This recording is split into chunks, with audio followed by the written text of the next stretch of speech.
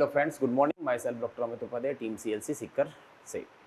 तो कल अपन ने क्या पढ़ा था वो आपको बहुत अच्छे से लर्न होगा। आई होप कि कल अपन ने पढ़ा था मिक्चुरेशन रिफ्लेक्स, यूरिथ्रा और यूरिनरी ब्लैडर के स्ट्रक्चर और किस तरह से वहाँ से एक्सक्रीशन की प्रक्रिया होती है। सिंपैथेटिक नर्वस सिस्टम होता है जो ब्लैडर को भरता है, पैरासिम्पैथेटिक जो होता है वो ब्लैडर को खाली करता है। इस प्रकार से ये प्रक्रिया चलती रहती है। लेकिन हमें पता है एक्सटर्नल स्फिंक्टर जो है, बाह्य अवरोधनी जो है, जो यूरिथ्रा के मध्य भाग में, जिसको अपन ने कहा था मेम्ब्रेनस यूरिथ्रा में उपस्थित होती है, वो जो होती है वो कंकाली पेशियों की बनी होती है और वो हमारे ऐच्छिक नियंत्रण में होती है। वो डायरेक्ट सेंट्रल नर्वस सिस्टम से निकलने वाली तंत्रिका ही उसे डायरेक्ट कंट्रोल करती है। इसीलिए अपन अपनी इच्छा शक्ति के अनुसार उसे बंद कर सकते हैं और खोल सकते हैं। क्लियर? चलिए साहब, आज हमारा जो टॉपिक है वो है हीमोडायलिसिस, रक्त अपोहन। नाम तो आपने 10th में भी सुना है, 10th में आपके टॉपिक होता है, मेरे को पता है कि हीमोडायलिसिस। मान लो किसी बंदे की किडनी खराब हो जाए, काम नहीं कर रही है। अगर किडनी काम नहीं कर रही है तो किडनी का काम क्या है? अपशिष्ट पदार्थों को शरीर से बाहर निकालना, यानी कि स्पेशली कौन सा? नाइट्रोजन युक्त अपशिष्ट पदार्थ जो हमारे शरीर में बनता है वो है यूरिया। यूरिया को शरीर से निष्कासित करना अत्यंत आवश्यक होता है, नहीं तो यूरिया हमारे शरीर के अंदर पीएच को डिस्टर्ब कर देता है। ब्लड की पीएच को डिस्टर्ब करेगा तो सारी शरीर के अंदर पूरा का पूरा जहर फैल जाएगा, विषाक्त हो जाएगा, शरीर में पॉइजनस इकट्ठा होने लग जाएगा। इसलिए इस यूरिया को निकालना अत्यंत आवश्यक होता है। और इस यूरिया को निकालने का कार्य हमारे शरीर में जो होता है मुख्य रूप से वो किसका होता है? किडनी का होता है। किडनी से अगर बन के यूरिया छन के आ गया ब्लड से, ब्लड में है, ब्लड से छन कर किस में आया? किडनी में। बोमेन संपुटक वही पीसीटी डीसीटी नेफ्रॉन आपको सब पता है। अंत में वो आ जाता है, बॉडी से बाहर निकल जाता है यूरेटर, यूरिनरी ब्लैडर और यूरिथ्रा के माध्यम से। अब आप सोचो किडनी ने प्रॉपर काम करना, यानी नेफ्रॉन ने अपना छनने की क्रिया सही कर हुई, यानी ग्लोमेरुलस में खराबी आ गई। ग्लोमेरुलस में नहीं तो नेफ्रॉन में खराबी आ गई। नेफ्रॉन में भी तो यूरिया आता है, सीटी से वापस याद करो आप, सीटी से निकल कर फिर हेनले के लूप के एसेंडिंग भाग में वापस घुस जाता है, वहीं घूमता रहता है वो। NaCl और यूरिया दो ही तो है जो मेडुलरी फ्लूइड की, जो इंटरस्टिशियल मेडुलरी फ्लूइड जिसको अपन ने लिखा था, उसकी अत्यधिक सांद्रता 1200 करने के लिए जिम्मेदार कौन है? यूरिया और NaCl ही तो है, ये तो आपको पता है अच्छे से। फिर अपन बात करते हैं कि ये किस तरह से अपने यूरिया निकला जाए। इस यूरिया को किडनी ने काम करना बंद कर दिया है। अब इस यूरिया को कैसे निकाला जाए? तो इसके लिए एक मशीन बनाई गई है। हमने एक आर्टिफिशियल, कृत्रिम रूप से किडनी की संरचना वाला नेफ्रॉन की तरह संरचना तैयार की और उसमें कुछ दरवे लिए, मेडुलरी फ्लूइड वगैरह ऐसा करके पूरा सिस्टम तैयार किया। उससे अपन कहते हैं आर्टिफिशियल किडनी। क्या कहते हैं? कृत्रिम किडनी, आर्टिफिशियल किडनी। उस प्रक्रिया को नाम रखा गया है डायलाइसिस। क्या रखा गया है? डायलाइसिस। और इसमें डायलाइसिस दो तरह का होता है, एक द्रव का होता है तो वो अलग है, उसका नाम अलग है। एक ब्लड को अपन छानते हैं, क्योंकि ब्लड के अंदर यूरिया इकट्ठा हुआ है, इसलिए नाम क्या आगे आया है? हीमोडायलाइसिस, यानी रक्त, यानी ब्लड का अपवन। अपवन का मतलब होता है छानना, यानी हम एक झिल्ली काम लेते हैं, जैसे अपन छन्नी से दूध या पानी को छानते हैं उसी प्रकार से इसको छाना जाता है, ब्लड को। ये है हीमोडायलिसिस। तो इसमें पहला पॉइंट क्या लिखोगे? जब किडनी या रीनल एक ही बात है, या गुर्दे या वक्र, जब किडनी सही रूप में कार्य नहीं करती है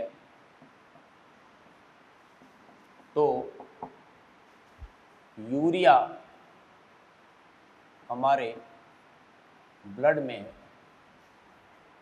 संग्रहित हो जाता है, होता रहता है।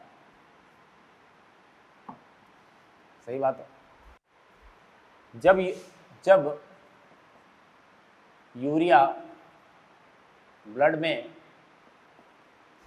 अधिक हो जाता है, जब यूरिया ब्लड में अधिक हो जाता है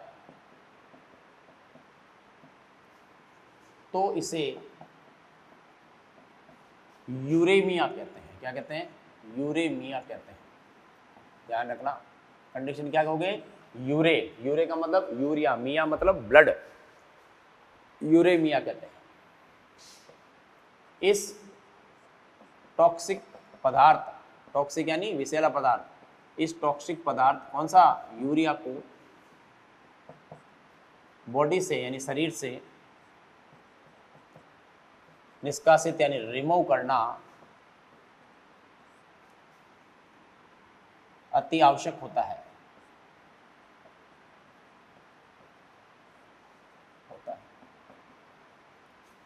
अति आवश्यक होता है। इस हेतु एक कृत्रिम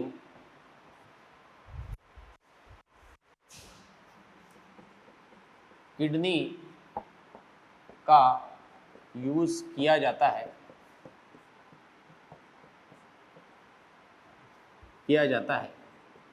जिसे आर्टिफिशियल किडनी कहते हैं। कृत्रिम, मानव निर्मित, कृत्रिम यानी हमने जो बनाई है वही है, नेचुरल तो है नहीं, नेचुरल वाली तो खराब हो गई, आर्टिफिशियल किडनी कहते हैं। नेक्स्ट, आर्टिफिशियल किडनी से ब्लड को छानने की प्रक्रिया को क्या करते हैं? हीमोडायलाइसिस। अब पता चला हीमोडायलाइसिस क्या होता है? रक्त को छानने की प्रक्रिया क्या कहलाती है? हीमोडायलाइसिस कहलाती है। क्लियर? ये काम है इस यूरिया को शरीर से निकालना है। नेक्स्ट, जब किडनी काम यानी फंक्शन, काम से मतलब यहाँ क्या है? फंक्शन नहीं करती है तो इसे रीनल फेलियर कहा जाता है। क्या कहा जाता है? रीनल फेलियर, यानी गुर्दे काम नहीं कर रहे, क्या हो गए? फेल हो गए सब। कहते हैं ना ट्रेन का इंजन फेल हो गया तो अब ट्रेन चलेगी नहीं, वहीं पड़ी रहेगी ट्रेन। तो ट्रेन तो वही रहती है, इंजन हिलाता है पकड़ के, तो इंजन ही काम नहीं कर रहा। क्लियर? ये पॉइंट लिखिए आप पहले, फिर अपन आगे की बात करते हैं। यानी यूरेमिया कंडीशन, और यूज करते हैं आर्टिफिशियल किडनी, और आर्टिफिशियल किडनी से रक्त छानने की प्रक्रिया कहलाती है हीमोडायलाइसिस। हीमो का मतलब ब्लड, डायलिसिस का मतलब छानना, ब्लड को छानना। अब अपन ब्लड को छानने की मशीन से ब्लड को छानेंगे तो किडनी काम नहीं कर रही है भाई। क्लियर?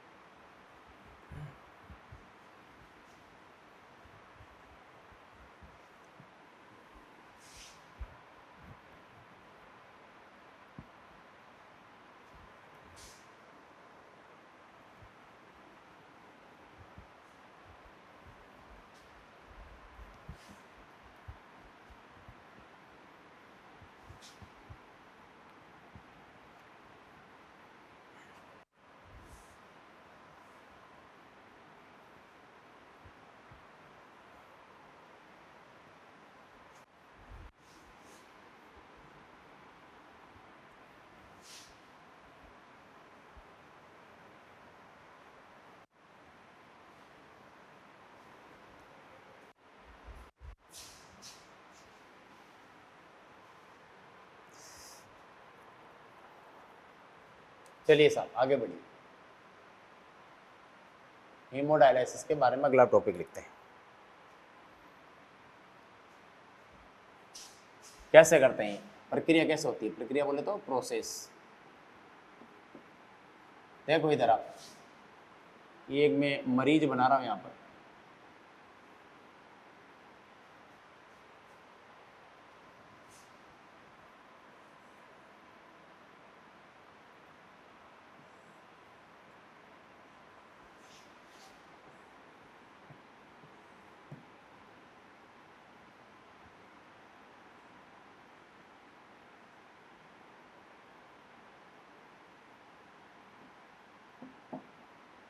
क्लियर? ये माना कि एक पेशेंट है, इसके गुर्दे खराब हो चुके हैं। क्लियर? और ये मैं इधर बना रहा हूँ मशीन, यानी कृत्रिम गुर्दे। ये लीजिए, ये मैंने बना दी क्या? हीमो डायलाइसिस, क्या है ये? Machine, hemodialysis machine, hemodialysis machine.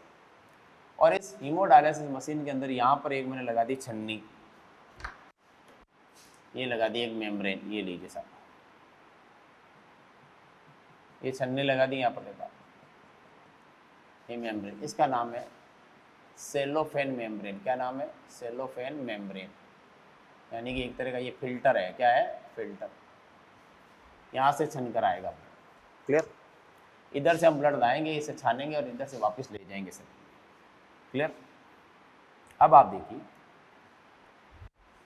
इसमें एक द्रव काम में लिया जाता है, ये द्रव, ये द्रव क्या काम में लिया जाता है? द्रव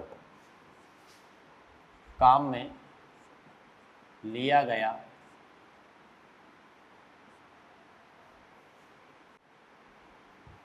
काम में लिया गया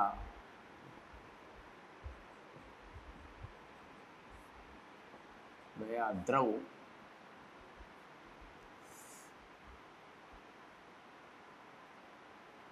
लिया गया द्रव्य डाइलाइजर फ्लूइड कहलाता है। इस द्रव का नाम क्या है? कहलाता है। ये जो द्रव लिया है, इसके अंदर छानने के लिए द्रव तो चाहिए ना अपन, है ना? उस द्रव का नाम क्या है? Dialyser fluid. अब इसकी क्या विशेषता है? इस फ्लूइड की, कौन सा फ्लूइड? डायलाइजर। इस किसके लिए? डायलाइजर फ्लूइड की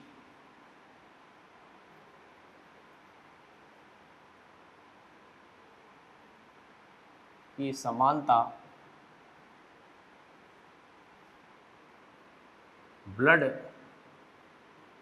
के प्लाज्मा के समान होती है। यानी जैसा हमारा ब्लड का प्लाज्मा है, जैसा हमारा ब्लड का प्लाज्मा है, बिल्कुल वैसा का वैसा ये फ्लूइड होता है। कौन सा? डायलिसिस वाला। फर्क क्या है इसमें? एक ही चीज का फर्क है, केवल अंतर यह है कि इसमें यूरिया तथा अन्य नाइट्रोजन युक्त अपशिष्ट पदार्थ नहीं होते हैं। कहने का मतलब समझे आप? भाई इसमें भी अगर नाइट्रोजन युक्त अपशिष्ट पदार्थ होगा तो नाइट्रोजन अपन इधर ब्लड लाएगा, वो छन के इधर आएगा ही नहीं, वो तो वापस चला जाएगा। हमें नाइट्रोजन वेस्ट को हटाना है, तो अपन ने क्या कर दिया? छन्नी में छान लिया। छन्नी के ऊपर जो झिल्ली होती है उसको अपन क्या करते हैं? ऐसे ही बनाते हैं कि दूध छान रहे हैं तो दूध छन के आ जाए, उसमें कोई कचरा वगैरह तो ऊपर रह जाए। समझ रहे हो मेरी बात? बिल्कुल अपन ने क्या किया? ऐसे ही फ्लूइड लिया है बिल्कुल, जिसमें सब कुछ ब्लड के समान है, यानी ब्लड इसमें आता है तो कोई दिक्कत नहीं होगी, उतना ही सोडियम उतना ही पोटेशियम सब कुछ बराबर है। केवल नाइट्रोजन युक्त अपशिष्ट पदार्थ जो हमारे शरीर में बढ़ गए हैं वो इसमें अपन बिल्कुल नहीं रख रहे हैं, क्योंकि जैसे वो होंगे वो वहीं रुक जाएंगे। समझ रहे हो? कहाँ पर? इसके अंदर ही रुक जाएंगे, थोड़ी बहुत मात्रा, ज़्यादा धीरे धीरे बार बार करेंगे डायरेक्ट, तो ये धीरे धीरे यूरिया वहाँ रुकता रहेगा, वापस नहीं जाएगा। जाएगा तो बहुत कम जाएगा, ज़्यादातर छन के बाहर आ जाएगा, क्योंकि इस द्रव के अंदर पूरा यूरिया फैल जाएगा। तो ब्लड में से जो यूरिया आ रहा है वापस जब जाएगा तो ये काम आएगा नहीं वापस अपने, तो ये छनकर इधर आ जाएगा। ये झिल्ली चयनात्मक पारगम्य है, केवल यूरिया को जाने देगी, बाकी किसी को जाने नहीं देगी। आरबीसी डब्ल्यूबीसी को फिल्टर नहीं होने देगी, क्योंकि हमें पता है फिल्टर केवल क्या होता है? प्लाज्मा ही तो होता है। आरबीसी डब्ल्यूबीसी प्लेटेड और प्रोटीन का भी फिल्टर होती नहीं है, तो ये भी इनको फिल्टर नहीं होने देगी। कौन? Cellophane membrane. बिल्कुल ये किसकी तरह काम कर रही है? ग्लोमेरुलस की तरह, बोमेन संपुटक की तरह। अब अपन को ब्लड लेके आना है इसके अंदर, मशीन के अंदर, ठीक है? ये बंदे का हाथ है, ब्लड हम लेते हैं हमेशा धमनी में से। किस में से लेंगे? धमनियों में से। चाहे वो हाथ की हो तो हाथ की, पैर की हो तो पैर की, लेंगे धमनी में से, क्योंकि धमनी में प्रेशर ज़्यादा होता है, तभी वो तेज प्रेशर से आएगा, तभी तो फिल्टर होगा। क्योंकि अपन को पता है एफरेंट आर्टेरियल में ब्लड आता है तो प्रेशर से आता है, तभी तो वो ग्लोमेरुलस में फिल्टर होता है। अगर उसमें प्रेशर कम हो गया तो फिल्टर कम हो जाएगा। तो यहाँ से अपन ब्लड लेते हैं, किससे? आर्टरी में से। ये आपने ब्लड लिया किसमें? इस मरीज की आर्टरी में से ब्लड लेते हैं, ध्यान रखना, क्लियर? आर्टरी में से लिया। अब आपको पता है खून बड़ा गाढ़ा होता है, खून को पतला करने के लिए हम इसमें मिला देते हैं एक हिपेरिन नामक पदार्थ। क्या मिला देते हैं? हिपेरिन। तो अब अपन ने इसमें यहाँ से क्या ऐड कर दिया? हिपेरिन को ऐड कर दिया, किसको, हिपेरिन ऐड कर दिया, यानी मिक्स कर दिया, ये क्या, हिपेरिन मिक्स कर दिया, हिपेरिन मिक्स कर दिया तो खून क्या हो गया, बिल्कुल पतला। अब लाकर अपन इसको इसमें छोड़ देंगे, तो इधर ये ब्लड आएगा कि नहीं आएगा, ये ब्लड आ गया है ना, ये ब्लड आ गया इधर, और इधर से कौन चला गया आपके पास होकर, यहाँ से कौन जाएगा, यूरिया, ये यूरिया इधर चला गया, क्योंकि यूरिया इधर क्या था, 0% था पहले, अब यूरिया इधर जाएगा, ये यूरिया इधर जा रहा है कंटिन्यू, चला गया यूरिया। अब वापस अपन इस ब्लड को ले जाते हैं इधर से, उधर से नहीं, उधर तो यूरिया जा रहा है, बाकी तो वही है, क्योंकि इसका बिल्कुल क्या है, कंसंट्रेशन बराबर है, यूरिया उधर चला जाएगा, तो यूरिया के लिए अपारगम्य है, बाकी के सब के लिए अपारगम्य है, और प्लाज्मा जाए तो कोई दिक्कत वाली बात है नहीं, हमें तो किसको हटाना है, केवल यूरिया, बाकी सब जाएगा नहीं, क्योंकि हमें पता है इधर सोडियम और इधर सोडियम दोनों तरफ क्या है, बराबर है, क्योंकि ये द्रव हमने कैसा लिया, बिल्कुल ब्लड के प्लाज्मा जैसा लिया है, इस वजह से ये फ्लूइड उधर जाएगा ही नहीं, क्योंकि उधर और इसकी मात्रा क्या है, लगभग समान है, 99.99 इक्वल है, इसलिए कोई दिक्कत नहीं आएगी। क्लियर, सोडियम तो इधर जाएगा ही नहीं, केवल क्या जाएगा, इधर यूरिया क्या है, इधर यूरिया क्या है, बहुत ज़्यादा है, इधर यूरिया बिल्कुल नहीं है, तो यूरिया किधर जाएगा, इधर जाएगा। क्लियर, अब वापस अपन यहाँ से लेकर आएंगे ये ब्लड को, मरीज के अंदर वापस डाल देंगे, ये लीजिए। डालने से पहले हमें पता है ये बिल्कुल अपन ने क्या मिक्स कर दिया था, क्या बना दिया था, बिल्कुल ये ब्लड को पानी की तरह बना दिया था, किसको मिलाकर, हिपेरिन को। अब अपन क्या मिलाएंगे जिससे ब्लड वापस नॉर्मल अपनी शेप में आ जाए, नॉर्मल उसकी शांता या विस्कोसिटी आ जाए, या ब्लड जैसा ब्लड बन जाए, तो इसके लिए अपन इसका अपोजिट मिलाना पड़ेगा, एंटी हिपेरिन। क्या मिलाएंगे, एंटी हिपेरिन। तो अब इसमें अब इधर से ब्लड आ रहा है, इधर से जा रहा है,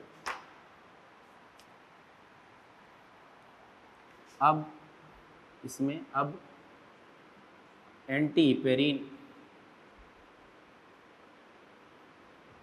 मिला दिया जाता है। क्लियर, तो खून वापस गाढ़ा हो जाएगा, और अब वापस लेकर किस में लिए, धमनी में से लेते हैं ब्लड को, वापस धमनी में नहीं डालेंगे, ब्लड को छनन के बाद, यानी कि ब्लड को फिल्टर के बाद वापस शरीर की शिरा में, यानी कि वेन में डालते हैं, ध्यान रखना, वेन में डाला जाता है।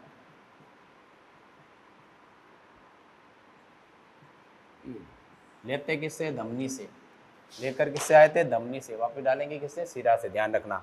और 3 क्वेश्चन बनते हैं, ये वाला एक क्वेश्चन तो ये मिल गया कि दोनों में समानता क्या है, कि दोनों की प्लाज्मा के अंदर आयनों की, प्लाज्मा फ्लूइड की कंसंट्रेशन बराबर है। यूरिया इस डायलाइसर फ्लूइड में बिल्कुल नहीं होता है, यूरिया चलकर इधर आ जाता है। एक क्वेश्चन तो सेलोफेन मेम्ब्रेन का हो गया, और एक हो गया ये, और एक किससे लिया जाता है, धमनी से लिया जाता है, हिपेरिन ऐड किया जाता है, और इससे वापस वेन से वापस शरीर में डाला जाता है छानकर। ये प्रक्रिया कहलाती है हीमोडायलिसिस। क्लियर, चलिए लिखिए इसे आप, फिर अपन पढ़ते हैं अन्य उत्सर्जी अंग।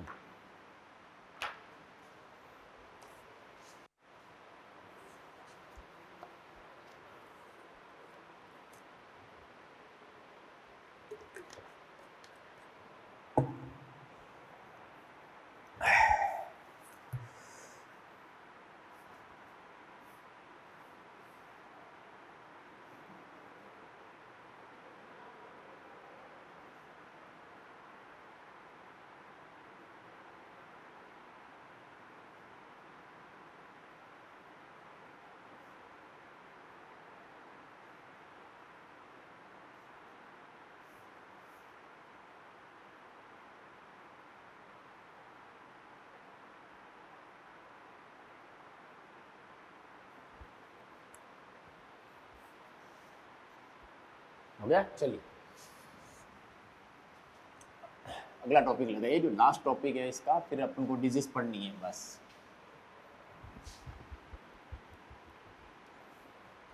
हीमोडायलिसिस हो गया कंप्लीट। अब आप लगाइए, अगर मान लो हीमोडायलिसिस करने के बाद भी अगर किडनी ठीक नहीं होती, मान लो आपने हीमोडायलिसिस किया फिर भी ठीक नहीं होती, तो लास्ट में एक ही चारा बचता है, वो कौन सा है, अपने किडनी को चेंज कराना पड़ेगा, जिसको अपन कहते हैं गुर्दा प्रत्यारोपण, यानी कि किडनी ट्रांसप्लांटेशन कराना पड़ेगा।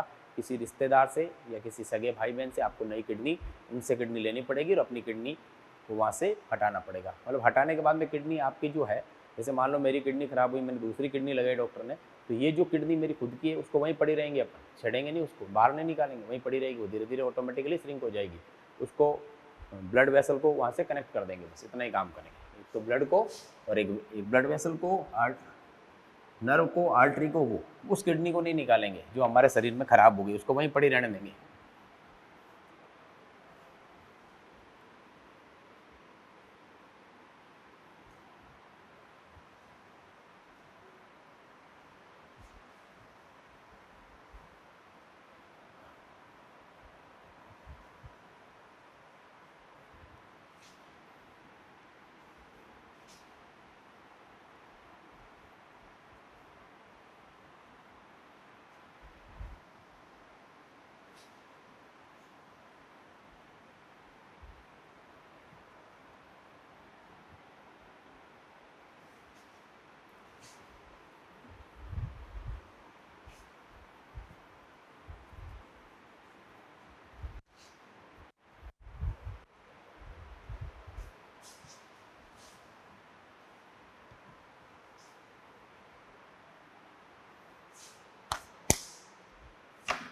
चलिए साहब आगे बढ़ते हैं। नेक्स्ट लगाइए अन्य उत्सर्जी अंग, अदर एक्सक्रीटरी, गला खराब हो रहा है भाई, ऑर्गन बोल के, अदर एक्सक्रीटरी ऑर्गन्स, अन्य उत्सर्जी अंग, अन्य उत्सर्जी अंग। हमारे शरीर में किडनी के अलावा और भी एक्सक्रीटरी ऑर्गन्स होते हैं, वो कौन कौन से हैं देखिए आप, फटाफट लिस्ट बना लेते हैं इसकी। पहला है वो है लंग्स, यानी फेफड़े। क्या करते हैं ये, 200 ml पर मिनट CO2 को लंग्स के द्वारा शरीर से निकाला जाता है। इतनी अपन CO2 निकाल देते हैं भाई, कितनी, 200 ml पर मिनट।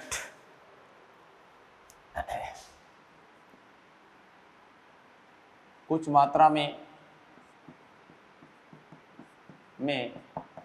वाटर भी निकलता है, ध्यान रखना, क्योंकि अपन जब निकालते तो जो एयर आती है कार्बन डाइऑक्साइड वो नम होती है, नमी युक्त होती है, तो इसमें वाटर भी होता है, भी निकलता है, ध्यान रखिएगा, नमी युक्त निकलती है। दूसरा आता है लीवर यानी यकृत, इसको अपन बोलते हैं हेपेटिक, और ये तो आपको पता ही है शरीर की सबसे बड़ी पाचक ग्रंथि है, जैव रासायनिक फैक्ट्री है, बहुत सारे पदार्थों का यहाँ पर विषैले पदार्थों का आपको पता ही है क्या होता है, नष्ट विषैले पदार्थों, जिसको अपन कहते हैं डिटॉक्सिफिकेशन, यानी विषैले पदार्थ को कम विषैले पदार्थ में बदला जाता है, जिसका उदाहरण है यूरिया साइकिल। अब इसमें क्या क्या है देखो आप, बिलीरुबिन, बिलीवर्डिन, कोलेस्ट्रॉल, है ना, bilirubin, biliverdin, cholesterol, steroid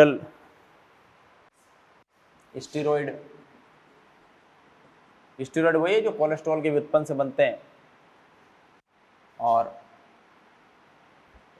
fat soluble vitamin, इन सबको जो नष्ट होते हैं, ये सारे कहाँ होते हैं, ये सारे के सारे आपके किसमें होते हैं, लीवर के अंदर होते हैं। ये सब लीवर ही तो निष्कासित करता है, बिलीरुबिन याद करो, bilirubin yellow, biliverdin green colour, cholesterol, sterol, fat soluble vitamin, और कुछ दवाइयाँ भी, और ड्रग्स, जो मेडिसिन अपन लेते हैं उसकी बात कर रहा हूँ, ड्रग्स, ये सारी की सारी है वो लीवर में क्या होती है, उपापचयित होती है, यानी ज़्यादा विषैले से कम विषैले में कन्वर्ट होती है, और अपनी बॉडी में मूत्र के साथ या फिर मल के साथ या श्वास के साथ या किसी और रूप में बदलकर हमारे शरीर से बाहर निकल जाती है। क्लियर, तो लीवर भी हमारा एक उत्सर्जन का कार्य करता है। तीसरा आप लीजिए, जिसका नाम है स्वेद ग्रंथि, स्वेट ग्लैंड, यानी पसीने वाली ग्रंथि, इसका दूसरा नाम है sudoriferous gland, sudoriferous gland, Hindi में कहते हैं स्वेद ग्लैंड, स्वेद ग्रंथि, पसीना स्त्रावित करने वाली। है ना। और पसीने में हमारे क्या क्या होता है, पहले तो आप ये बताइए, पसीने में क्या क्या चीज़ें होती है अपने, NaCl यूरिया, लैक्टिक एसिड। एक तो होता है NaCl यूरिया और लैक्टिक एसिड, लैक्टिक एसिड, और थोड़ा बहुत क्या होता है, ग्लूकोज भी होता है, ध्यान रखना। ये सारी चीज़ें होती है किसके अंदर, पसीने के अंदर। तो NaCl कभी तो व्हाइट कलर के पैचेज बन जाते हैं जब पसीना आता है तो कपड़ों के ऊपर। यूरिया भी इसका होता है, लैक्टिक एसिड भी होता है, और थोड़ी बहुत मात्रा में ग्लूकोज भी होता है, इसलिए पसीने वाली जगह पर चींटी आ जाती है ग्लूकोज की वजह से। क्लियर। अब चौथा वो ग्रंथि आपकी कौन सी, सीबेसियस ग्लैंड है, सीबेसियस ग्लैंड, जिसकी वजह से कील मुहासे होते हैं। सीबेसियस ग्लैंड ये किन किन चीज़ों का स्त्रवण करती है, ये करती है आपके हाइड्रोकार्बन, स्टीरोल, हाइड्रोकार्बन, स्टीरोल और वैक्स, वैक्स यानी मोम सदृश पदार्थ जो होते हैं व्हाइट कलर के, उनका स्त्रवण करती है। कौन, आपके सीबेसियस ग्लैंड। अब आइए आप 5 नंबर, स्लाइवा। स्लाइवा का मतलब पता ही है आपको, लार। लार किस किस का स्त्रवण करती है, आपको पता है, यूरिया कुछ मात्रा में, हो ज़्यादा नहीं, ज़्यादा तो किससे होता है, किडनी से, कुछ मात्रा में यूरिया, यूरिक एसिड का आपके क्या होता है, यानी नाइट्रोजन युक्त अपशिष्ट पदार्थ भी हमारे लार के अंदर उपस्थित होते हैं। कौन कौन से, यूरिया और यूरिक एसिड, ये आपको पता होना चाहिए, है ना। सीबेसियस वगैरह सब हो गई, ये मेन चीज़ें आपको पता होनी चाहिए। लंग्स हो गया, लीवर हो गया, स्वेट हो गया, सीबेसियस हो गया, और एक और लिख लो आप, उनको पता ही है कौन सा, स्प्लीन, जिसको अपन कहते हैं प्लिया। बात कर चुके अपन आरबीसी का कब्रिस्तान, ग्रेवयार्ड ऑफ आरबीसी, आरबीसी का कब्रिस्तान। यहाँ पर आरबीसी नष्ट होती है जब आरबीसी का जीवन काल पूरा हो जाता है आपके, जब आरबीसी का जीवन काल पूरा हो जाता है 120 दिन, तो यहाँ पर आकर ये क्या, नष्ट हो जाती है। तो ये आपके विभिन्न प्रकार के क्या है, शरीर के अंग हैं जो किडनी के अलावा उत्सर्जन में सहायक है। अब इसमें से अच्छे खासे सवाल बनेंगे आपके ध्यान में, कि लंग्स में पूछ लेगा आपको तो क्या, कितना, ये हो गया आपके, ठीक है ना। इसमें नहीं, लीवर में से पूछा जाता है, बिलीरुबिन, बिलीवर्डिन, कोलेस्ट्रॉल, स्टीरोइड या स्टीरोइड वाले हार्मोन्स, जो स्टीरोइड प्रकृति के होते हैं हार्मोन्स, है ना, वो साले स्टीरोइड के होते हैं ना, जो कोलेस्ट्रॉल के व्युत्पन्न से बनते हैं, वो कौन से होते हैं, स्टीरोइडल हार्मोन कहलाते हैं। ये हम अंतःस्रावी तंत्र में पढ़ेंगे। वसा में विलय होने वाले विटामिन सारे के सारे कौन कौन से होते हैं, विटामिन ए, डी, ई और के, ये भी इसके द्वारा ही नष्ट होते हैं, और कुछ दवाइयाँ जो होती है। नेक्स्ट अगली बात अपन लिखी है कि साहब, स्वेट यानी पसीने वाली जो ग्रंथि, जिसका दूसरा नाम है सुडोरीफेरस ग्लैंड, सुडोरीफेरस ग्लैंड, जो क्या स्त्रावित करती है, NaCl यूरिया और लैक्टिक एसिड और ग्लूकोज भी। ध्यान रखना, ये कई बार यहाँ गलती करा देता है वो आपसे, इसको स्टार कर लेना, ग्लूकोज भी होता है पसीने में। नेक्स्ट, सीबेसियस ग्लैंड, जिसे कील मुआ से निकलते हैं, ये हाइड्रोकार्बन, स्टीरोल और वैक्स का स्त्रवण करती है। वैक्स को अपन बोल देते हैं सीबम, क्या बोल देते हैं, सीबम, इनका स्त्रवण करती है। फिर बात है स्लाइवा, जो लार है, वो कुछ मात्रा में यूरिया और यूरिक एसिड का करती है। स्प्लीन आप जानते हो, स्प्लीन, स्प्लीन को क्या कहते हैं अपन, प्लिया, ये क्या बोलते हैं हिंदी में इसको, तिल्ली, प्लिया या तिल्ली, क्योंकि शेप जो होती है वो तिल के समान होती है। क्लियर। तो तिल्ली यहाँ आरबीसी आकर क्या होती है, नष्ट हो जाती है, इसलिए इसको कहा जाता है आरबीसी का कब्रिस्तान, ग्रेवयार्ड ऑफ आरबीसी, क्योंकि हमें पता है आरबीसी का जीवन काल 120 दिन का होता है। क्लियर। ये चीज़ें आप नोट कीजिए। फिर अपन बात करते हैं कुछ रोगों की, जो डिजीज है।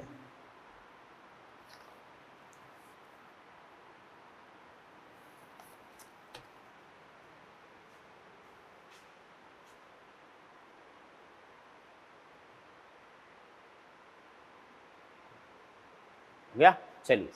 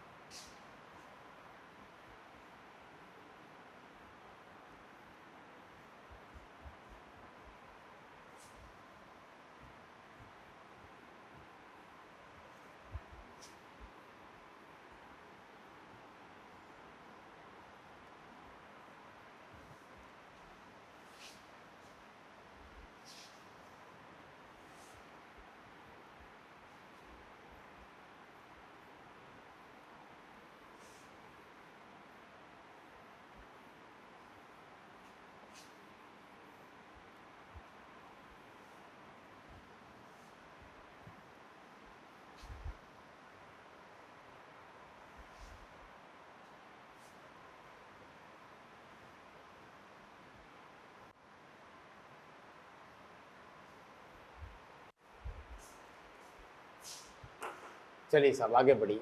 अब अपन बात करते हैं डिसऑर्डर की। डिसऑर्डर्स कौन कौन से हैं?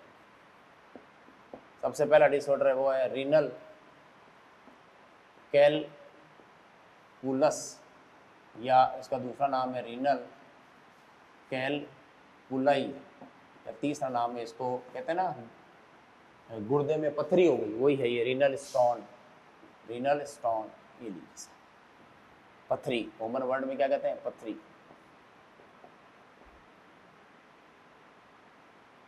गुर्दे की पथरी, गुर्दे की पथरी कहा जाता है। होता है क्या है इसके अंदर, देखो आप, देखिए इसमें जो आपके इनसोल्यूबल क्रिस्टलाइन, इनसोल्यूबल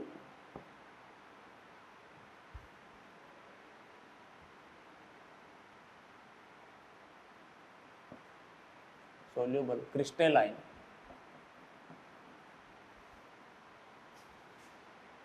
के कण जमा हो जाते हैं।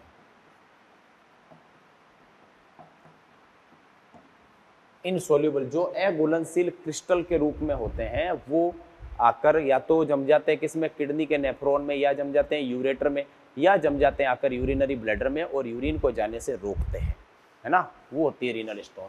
तो इनसोल्यूबल क्रिस्टलाइन के कण जमा हो जाते हैं। जैसे कण का अगर अपन नाप लें तो कण के आपको नाम याद रखने पड़ेंगे, क्या क्या होते हैं आपके, देख लो, ऑक्सलेट, ऑक्सलेट्स या साल्ट्स यानी लवण, ऑक्सलेट साल्ट्स, ये आकर जमा हो जाते हैं मुख्य रूप से। और इसकी वजह से क्या होता है कि यूरिन बाहर आ नहीं पाता, यानी कुल मिला के यूरिन के रास्ते में ये पत्थर के समान जो कण बन जाते हैं, ये जो बने ना क्रिस्टलाइन जमा हो जाते हैं, ये बेसिकली क्या होते हैं, स्टोन ही होते हैं, पत्थर के समान संरचना होती है जो आकर जम जाती है। कैसे, कौन किसके कण हो सकते हैं ये क्रिस्टलाइन, किसके रूप में हो सकते हैं, ऑक्सलेट के रूप में या साल्ट के रूप में। ऑक्सलेट के रूप में या साल्ट के रूप में ये कण होते हैं जो किडनी के अंदर यूरिन वाले रास्ते में आकर पत्थर के समान संरचना बन जाती है इनकी और जम जाते हैं और यूरिन के आने के रास्ते को रोक देते हैं। इसे कहते हैं रीनल स्टोन या रीनल कैलकुलाई या पथरी। दूसरा जो रोग है उसका नाम है ग्लोमेरुलोनेफ्राइटिस। क्या नाम है? ग्लोमेरुलोनेफ्राइटिस। ग्लोमेरुलो का देखो नाम में ही काम छुपा है, ग्लोमेरुलर, और नेफ्राइटिस या नेफ्रॉन। ग्लोमेरुलस जो है वो नेफ्रॉन का पार्ट तो नहीं है, मैं पता है, नेफ्रॉन के दो पार्ट है, ग्लोमेरुलर और रीनल ट्यूब्यूल, किया था अपन ने, याद कीजिए ना। तो ग्लोमेरुलर जो छन्ने का काम करता है उसके अंदर संक्रमण की वजह से सूजन आ जाती है, इसलिए नाम रखा गया। देखो पीछे क्या आ गया, आइटिस। आइटिस का मतलब हमेशा सूजन होता है। इसमें क्या होता है, इसमें ग्लोमेरुलस की ब्लड वेसल्स, ग्लोमेरुलस में इतना याद रखो आप, ग्लोमेरुलस में क्या आ जाती है, सूजन आ जाती है, सूजन आ जाती है, जिसको आप क्या कहते हो, ग्लोमेरुलोनेफ्राइटिस। क्या बोलोगे, ग्लोमेरुलोनेफ्राइटिस। ग्लोमेरुलस के अंदर क्या आ जाना, सूजन आ जाना, क्या कहलाता है, ग्लोमेरुलोनेफ्राइटिस। क्लियर? ये किसी लगने की वजह से हो सकता है या कोई संक्रमण के कारण होता है मुख्यतः। ये मुख्य रूप से इन्फेक्शन यानी संक्रमण के कारण होता है।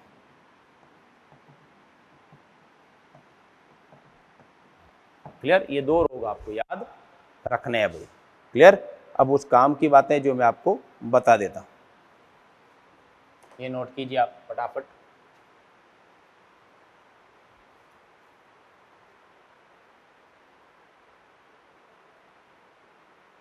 हो गया? चलिए, अब कुछ टर्म्स है जो आपको याद रखनी है।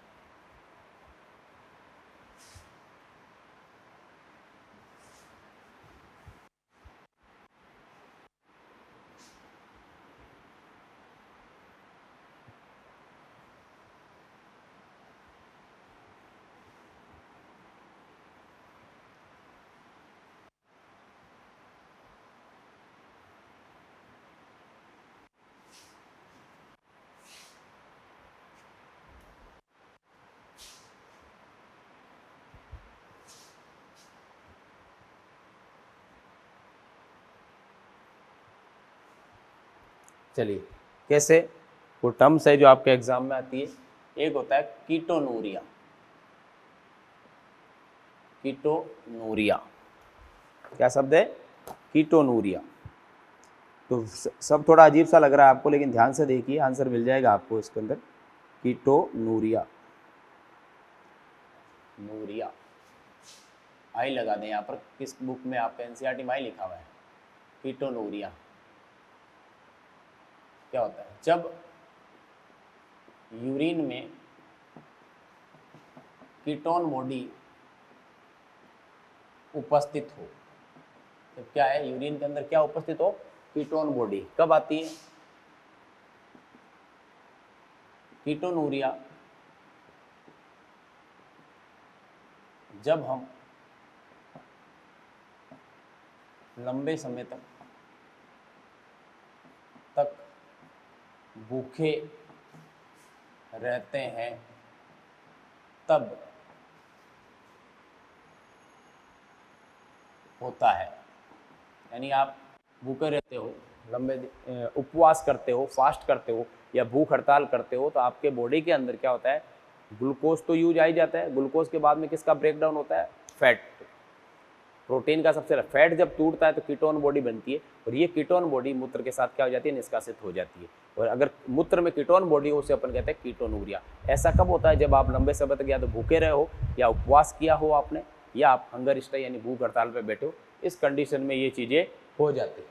क्लियर। नेक्स्ट, दूसरी जो टर्म्स है, क्या हो,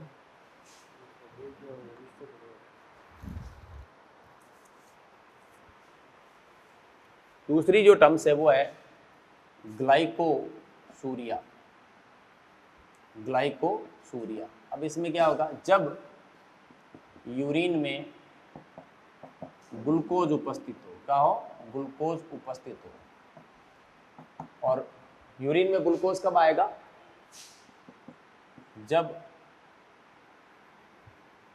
यह डायबिटीज, कौन सी, डायबिटीज, मधुमेह रोग, डायबिटीज मिलाइटस जिसको अपन कहते हैं, पढ़ चुके हैं अपन, नहीं पढ़े आगे पढ़ लेंगे, नहीं तो उसमें आया था वैसे पाचन में, तो डायबिटीज मिलाइटस रोग में होता है। डायबिटीज में दोनों ही होता है, ध्यान रखना, कीटोनूरिया भी होता है, डायबिटीज मिलाइटस को शॉर्ट में ये लिखते हैं, इसमें दोनों ही होता है। क्या क्या, कीटोनूरिया भी होता है, तो कीटोन बॉडी भी आती है इसमें, और ग्लूकोज भी आता है, यानी ग्लाइकोसूरिया भी होता है, दोनों होता है, ध्यान रखें। इसमें डायबिटीज मिला यानी मधुमेह रोग, मधुमेह रोग, डीएम का मतलब, डीएम का मतलब ये है, देखो इसको शॉर्ट में मिलेगा डायबिटीज मिलाइटस, डायबिटीज मिलाइटस, इसको अपन बोलते हैं डीएम। इसके अंदर दोनों कंडीशन होती है कि यूरिन में कीटोन भी आता है और ग्लूकोज भी आता है, ठीक है ना। नेक्स्ट, तीसरा लिखिए, डिसयूरिया, डिसयूरिया मतलब दर्द युक्त मूत्रण, यानी मूत्र करते समय बहुत क्या होता है, दर्द होता है, उसे अपन बोलते हैं डिस, डाई नहीं, ध्यान रखना, ये डाई नहीं है, डिसयूरिया है। क्लियर, ये सारी चीज़ें आपको पता होनी चाहिए। जैसे टी, कॉफ़ी, है ना, अल्कोहल आदि एडीएच के स्त्रवण को क्या करते हैं, कम करते हैं, ध्यान रखना, एडीएच के स्त्रवण को कम करते हैं, इसीलिए ये सब यानी कॉफ़ी, अल्कोहल और चाय, ये सब पीने पर मूत्र